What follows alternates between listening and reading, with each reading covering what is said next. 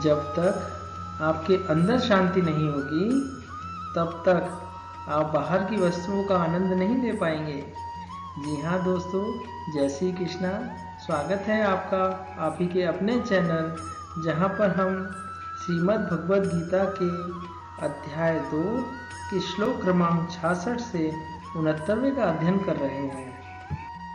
नास्ति बुद्धिर्युक्तस्य न चायुक्तस्य भावना न चाभावयतः शान्तिः शान्तस्य कुतः सुखम्।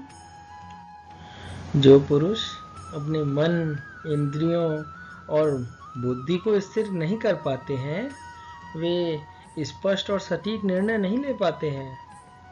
ऐसे मनुष्य के अंतःकरण की भावना भी नहीं होती है, और भावनाहीन मनुष्य को शांति नहीं मिल सकती। और शांतिहीन मनुष्य को सुख कैसे मिल सकता है? दोस्तों, बीमार आदमी को अच्छा खाना अच्छा नहीं लग सकता, क्योंकि वह अंदर से ही अच्छा नहीं होता है, तो बाहर की वस्तुएं किस तरह से उसको अच्छी लगेंगी? जब आपके अंदर ही शांति नहीं हो, तब आप बाहर की वस्तुओं से शांति कैसे प्राप्त कर सकते हैं? इन्द्रियाणां हि चरतां यन्मनो अनुविधीयते तदस्य हरति प्रज्ञां वायुर्नावामिवाम्बसि।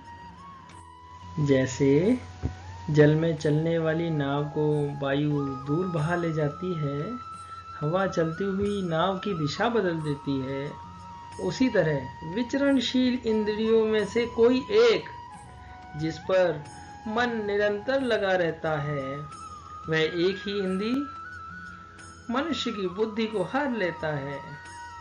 जैसे कोई क्रोध में तो उसे कुछ नहीं समझ में आता, जैसे कोई प्रेम में हो तो उसे अपनी सुध ही नहीं रहती है। जिस भी इंद्रियों के वश में मनुष्य रहता है, वह उसके अलावा और कुछ नहीं समझ पाता।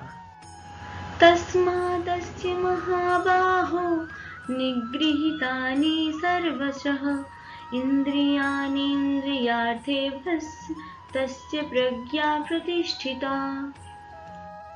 अतः हे महाबाहु, जिसने भी अपनी इंद्रियों को और इंद्रिय विषयों को पूरी तरह से रोक रखा है, वह ही अपने जीवन में कुछ कर सकता है। हमारी इंद्रियां, हमारी बुद्धि हमारे दिमाग को ऐसी ऐसी जगह ले जाती है जहां हम अपना असली मकसद भूल चुके होते हैं।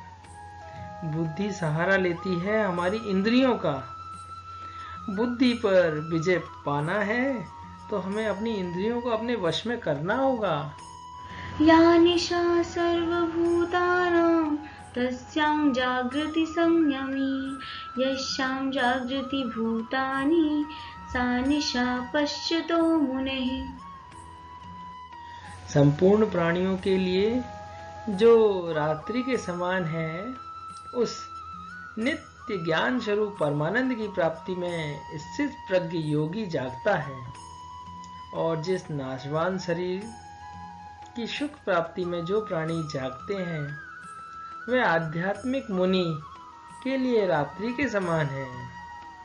यह बात बहुत गहरी है दोस्तों, और समझने योग्य है। जो सबके लिए रात है, उसमें योगी ज्ञान के लिए जागता है, अपनी साधना के लिए जागता है। और जो सबके लिए शारीरिक और सामाजिक सुख है, सांसारिक सुख है, वह सुख योगी के लिए रात्रि के समान है। दोस्तों, एक मेहनती बच्चा जो रात रात भर पढ़ता है, जब अन्य सो रहे होते हैं, तो वह ही परीक्षाओं में अव्वल आता है, जिसने अपनी मेहनत पर पूरा कंसंट्रेशन किया है। इसी के साथ जुड़े रहिए मेरे YouTube चैनल, जिसमें हम श्रीमद् भगवद गीता के श्लोकों का अध्ययन करते रहेंगे। जय श्री कृष्णा।